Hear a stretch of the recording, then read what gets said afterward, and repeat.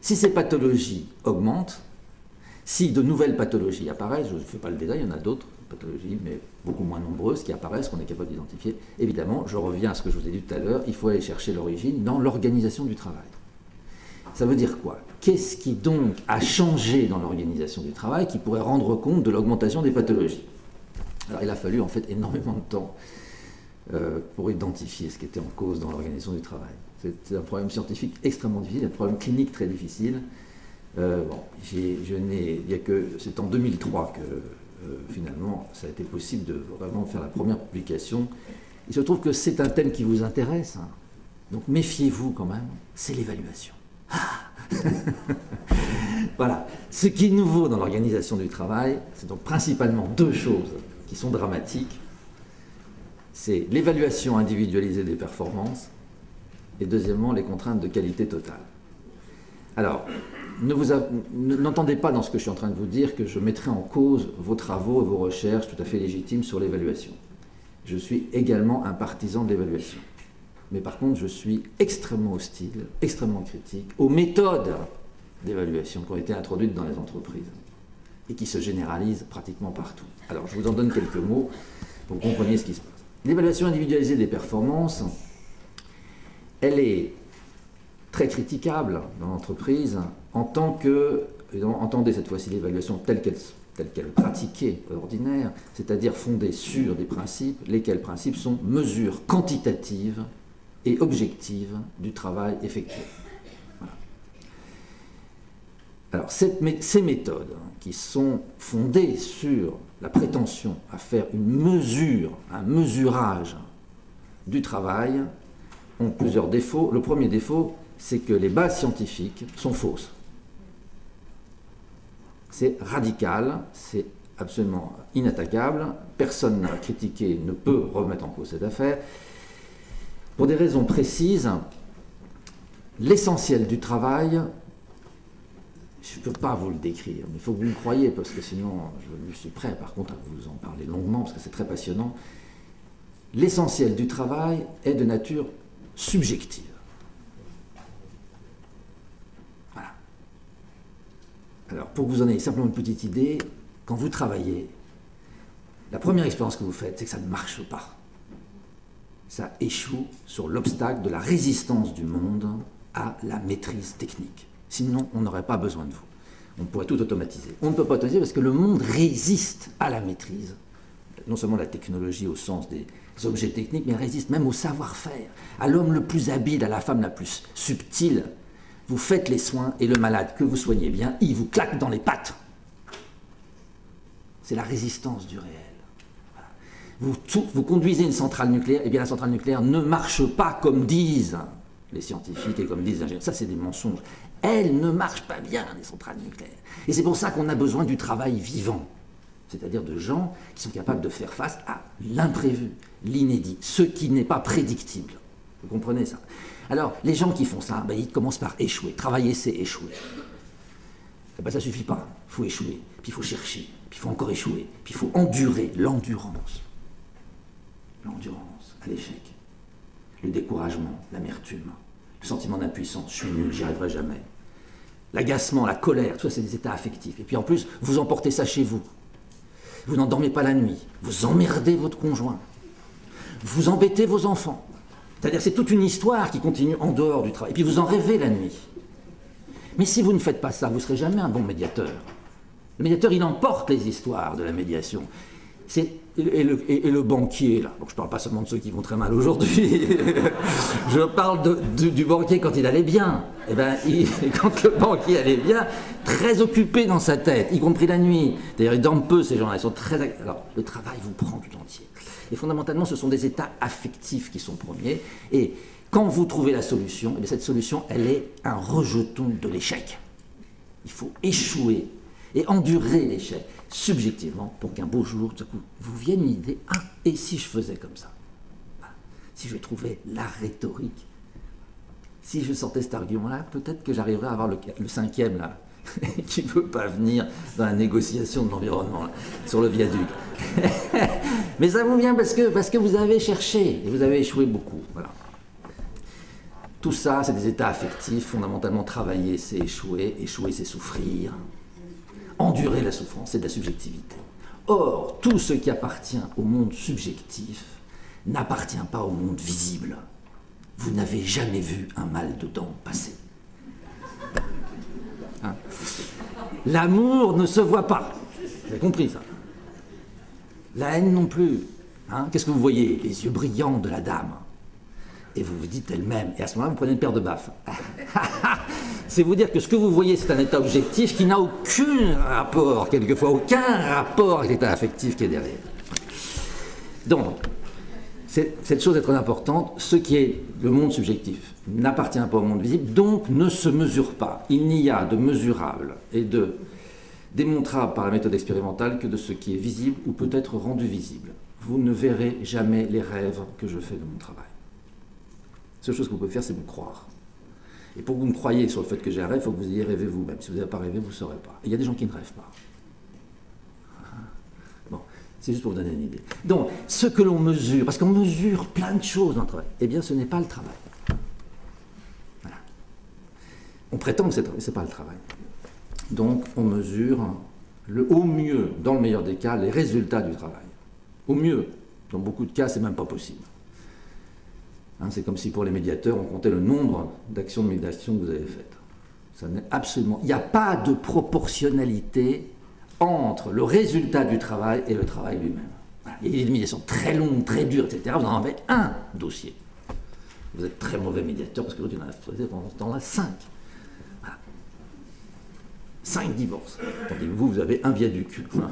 Voilà. C'est à peu près ça, quoi. Bon. C'est à peu près ce qui se passe à la NPE ou des choses comme ça. Donc, premièrement, les bases scientifiques de l'évaluation sont fausses. 2. L'évaluation individuelle des performances, en accordant un privilège démesuré à l'évaluation individuelle, nuit à la fin, je n'ai pas le temps de vous le montrer, mais je pourrais vous le montrer, nuit à ce qu'on appelle la coopération, c'est-à-dire au travail collectif. Si vous n'êtes pas capable de mettre en œuvre des méthodes qui permettent d'évaluer le collectif de travail, vous nuisez au collectif de travail.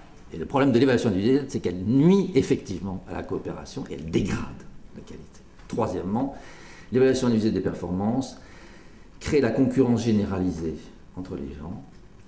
Il suffit d'ailleurs de mettre une prime pour les mettre en concurrence, ça suffit, mais si en plus vous commencez à les menacer, dans le cas où il n'y aurait pas l'évaluation convenable, d'être éventuellement mis au placard ou peut-être licencié, très vite, les conduites changent. Et de la simple concurrence, on passe à la concurrence déloyale. Les gens se font des crocs en jambes, font de la rétention d'informations, donnent des tuyaux pourris, font des croche-pieds. Enfin, c'est-à-dire là, ça devient très vite un état épouvantable, c'est-à-dire que vous avez une déstructuration rapide de la loyauté et de la confiance entre les gens. C'est chacun pour soi. Et tant pis pour l'autre. Les coups sont permis. Avec des mots d'ordre comme « c'est la guerre économique », qui est une métaphore que les gens ont malheureusement pris pour la vérité. C'est une métaphore, c'est pas une guerre. Pas du tout. Mais enfin, en attendant, en assénant constamment ces choses, la guerre, ça veut dire la fin justifie les moyens, tous les moyens sont permis, et c'est ce que les gens, évidemment, comprennent assez vite. Donc en quelque temps, vous déstructurez la convivialité entre les gens, vous déstructurez le vivre ensemble, et à la fin, vous effondrez même les solidarités. La prévenance à l'égard d'autrui, j'en parle pas, le respect de l'autre, j'en parle plus, tout le monde se regarde, l'autre, on sait très bien que l'autre est une planche pourrie, et l'autre sait très bien que moi aussi je le suis. Donc ce que nous apprenons dans le monde du travail grâce à cette nouvelle forme d'évaluation, c'est une calamité. C'est la découverte qu'on accepte de participer et de finalement consentir à des actes que pourtant moralement nous réprouvons. Voilà. Et donc la conséquence de tout ça, c'est que l'évaluation individuelle des performances a fait apparaître dans le monde du travail la solitude. Nous sommes très nombreux, chacun seul. Voilà. Ce thème est un thème long, difficile à étudier. La systématisation est donnée, je crois, au moins en filigrane, sinon en horizon, par Hannah Arendt sous le nom de désolation. C'est la traduction française de loneliness. Hein. Elle distingue la solitude, qui est la solitude, La isolation, qui est l'isolement, déjà une étape intermédiaire, la désolation, c'est le sol. Désolation, c'est le sol commun, du sens commun, et notamment du sens commun de la justice, qui s'effondre sous nous. Et même le sens commun plus généralement. La solitude en question, qui est effectivement le résultat des nouvelles formes d'évaluation individualisée introduites dans l'entreprise depuis, et pratiquement en voie de généralisation partout, même quand c'est vraiment aberrant, mais on le fait. Le résultat, c'est effectivement qu'on a cassé les stratégies collectives de défense dont je vous ai parlé tout à l'heure. On a cassé les solidarités, donc maintenant, quand vous êtes en prise avec un harcèlement, personne ne bouge. Et ne comptez pas sur le fait que les autres vont témoigner au moment où il y aura le conseil de prud'homme ou je ne sais quoi, ou peut-être la justice. Tout le monde se planque. Tout le monde a peur. Et quand vous êtes seul face à l'injustice, face à la discrimination, face au harcèlement, c'est pas du tout la même chose que quand vous êtes à plusieurs. Même quand cette solidarité ne mène pas à la grève, contrairement à ce que disait M. Copé tout à l'heure, je ne veux pas forcément à la grève, mais simplement le simple fait d'être ensemble et de témoigner à l'autre qu'on a bien vu qu'il est victime d'une injustice, ne lui incombe plus à partir de ce moment-là la charge de savoir s'il est victime d'une injustice ou si c'est lui qui est un incapable. N'oubliez pas que, enfin n'oubliez pas, c'est idiot, vous ne le savez pas encore, non. Les gens qui sont le plus vulnérables au harcèlement sont ceux qui sont motivés par leur boulot. Évidemment. Et donc la première chose, c'est ceux-là qui craquent parce qu'ils croient quand on les attaque et quand on les harcèle qu'ils sont en tort. La première réaction de celui qui est très motivé par son boulot, c'est qu'il pense que ça doit être pour quelque chose. Pour faire la distinction entre ce qui est une injustice et ce qui est un traitement, donc injuste, et ce qui serait simplement une incapacité personnelle, ce n'est pas facile. Le regard des autres, la solidarité des autres, la prévenance des autres suffit à changer psychiquement la position et donc à vous donner une force considérable que vous perdez dans la désolation. Bon, j'ai pas le temps, puisque je vois que le temps... Oh là là. Et alors, le terrible, c'est qu'en plus, il y a une pendule juste en face, donc je suis coincé, vous aussi. Donc, alors, donc je vous donne. La deuxième grande chose, c'est la qualité totale. J'ai pas le temps de vous développer. Ça aussi, c'est un contresens théorique, n'est-ce pas? La qualité totale, c'est un truc bidon. Voilà, quand on est un scientifique, moi je fais mon métier, c'est pour comme l'évaluation quantitative du travail. Ça n'est pas possible, c'est faux scientifiquement. De la même façon, la qualité totale, c'est faux. La qualité totale n'existe pas. C'est ça la base même des sciences du travail. Ça ne marche jamais. Au mieux, la qualité totale est un idéal. Mais si vous faites passer l'idéal pour la vérité, et que c'est la condition pour obtenir les certifications, les normes ISO 9000, et 2000, 9000, 13000, 13001, etc., toutes ces synepsies, qu'est-ce que vous faites? Vous êtes obligé de frauder. Donc le système, c'est un pousse à la fraude. Donc les gens mentent. Attendez, mais non, mais c'est très... Voilà, j'ai pas le temps de vous raconter. Et en plus, ça prend du temps. Voilà. C'est faux, faut frauder, et faut frauder, ce qui pose un problème moral, psychologique extrêmement sérieux, y compris de mentir par solidarité avec le chef. Enfin bon, on est dans des trucs de fou. Bon, je passe. Vous voyez ce que je veux dire. Ça alourdit aussi considérablement la charge de travail, parce que je ne vous dis pas le nombre de papiers qu'il faut remplir pour mentir. Le mensonge, il faut qu'il soit consigné sur papier, et comme ça on est sûr. Vous avez la qualité totale, c'est AZF, Toulouse, paf. Eh oui. Qualité totale. J'arrête. Alors bon. Donc je suis désolé, j'ai pas le temps de... Donc je voulais vous dire... Les incidents, c'est dans ces analyses qui sont un peu schématiques, excusez-moi pour le caractère un peu débridé de mon exposé. L'action rationnelle en matière donc, sur ces questions du rapport entre santé mentale et travail, l'action rationnelle devrait donc viser fondamentalement la transformation de l'organisation du travail. Donc en particulier, comme on ne peut pas revenir en arrière, comment fait-on donc pour par exemple amender ces méthodes d'évaluation? Qu'est-ce que ce serait une évaluation qui serait bonne? Donc vous êtes en plein sur ces vraies questions, qui concernent à mon avis le monde du travail dans son ensemble. Il y a des réponses assez circonstanciées, c'est compliqué, ça demande aussi du temps pour penser. Je vois, en tout cas, vous êtes sur la bonne chose. Là, les incidences pour vous, c'est-à-dire pour le métier de médiateur, à mon avis, c'est juste dire un mot pour terminer là-dessus. Si mon analyse est juste sur les conséquences de l'évaluation individualisée des performances, qui a eu raison à la fin des fins, jusque toutes les formes de solidarité de collectif. Moi, je pense qu'en particulier, les organisations syndicales ont perdu de leur représentativité en raison de l'évaluation individuelle des performances, qui a été un coup très dur pour les organisations syndicales qui, en plus, n'ont pas du tout vu venir les choses et donc n'ont pas du tout su résister. Tout le monde a cru que c'était vrai, l'évaluation et qu'avec la vérité du chiffre, la vérité du nombre, on irait vers plus de justice. C'est exactement l'inverse. Mais en attendant, les solidarités ont disparu, les gens se méfient les uns des autres. C'est vrai que le syndicalisme en France est en crise très grave. Dans ces conditions, la négociation, parce que l'organisation du travail, vous pouvez repérer ce qui ne va pas dedans et éventuellement imaginer des transformations, mais cette transformation, elle passe toujours par des négociations. Et avec qui négocier aujourd'hui? Ce n'est pas très facile. Voilà. Donc je n'ai pas le temps de vous développer cet aspect, mais c'est très intéressant et très important. Du coup, effectivement, je crois que reviennent aux médiateurs une place qu'ils n'auraient certainement pas eue il y a quelques années. Et je pense que là, du coup, il y a vraiment un champ important dans ces affaires de santé mentale au travail, la place qui revient, je pense, aux gens qui font de la médiation, a je crois, un avenir considérable.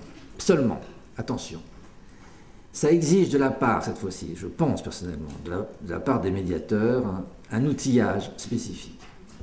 Et c'est ça la difficulté. Et il ne faut pas seulement être bon en médiation, il faut connaître le travail.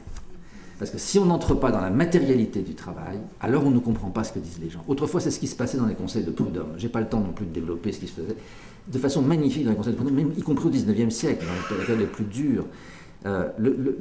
C'était un lieu de médiation magnifique, puisque plus de 80%, 90% des affaires qui étaient menées au prud'homme au XIXe siècle se terminaient par un désaccord à l'amiable. Aujourd'hui, c'est évidemment proportion inverse.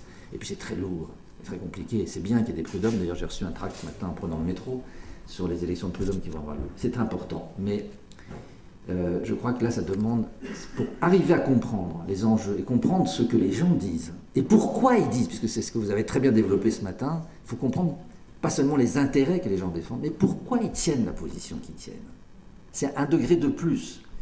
Notre problème à nous, comme médiateurs, excusez-moi, je me mets avec vous, c'est un peu exagéré, je ne devrais pas, mais je me mets un peu de votre côté. Le problème n'est pas seulement de comprendre quels sont les intérêts des gens. Le problème est de comprendre pourquoi ils disent ce qu'ils disent et pourquoi ils pensent comme ils pensent. Parce que les gens agissent en fonction de ce qu'ils pensent.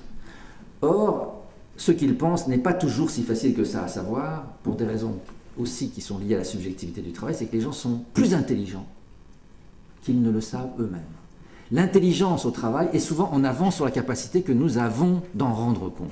Les mecs, quand vous leur demandez, oh ben ça, je fais ça naturellement. C'est automatique. Alors, c'est ni naturel ni automatique. C'est là le plus subtil du métier. Les gens le font, mais ils ne savent pas vous l'expliquer. Ce sont des savoirs du corps, y compris pour tenir un amphithéâtre. Pas seulement pour l'artisan menuisier. C'est vrai aussi dans les métiers de relations de service. C'est un rapport de corps à corps, avec le public, avec le malade, avec les élèves. Mais rendez compte maintenant de la façon dont vous tenez un amphithéâtre. Je vous attends. Vous savez le faire, mais vous ne savez pas le dire. Et c'est ça le problème. Et donc, le problème du médiateur, c'est d'arriver à passer jusqu'au niveau où les gens vont dire des choses qu'ils ne savaient pas tant qu'ils ne les ont pas dites au médiateur. Hein, la possibilité, par la parole, de métamorphoser une expérience en savoir symbolisé. Bon, voilà, c'est ça. Alors, ça demande, il faut pour ça avoir une bonne connaissance du travail, il faut connaître l'organisation du travail, donc ça demande au médiateur d'avoir quand même une technicité spécifique sur le travail, et je vous assure que ça ne s'improvise pas, c'est quand même compliqué le travail, puisque la plupart d'entre nous, nous pensons que nous savons ce que c'est parce que nous travaillons, mais non, mais non, mais non. C'est comme l'inconscient, vous croyez que vous savez ce que c'est parce que vous en avez un. Allez donc sur un divan et vous verrez la différence.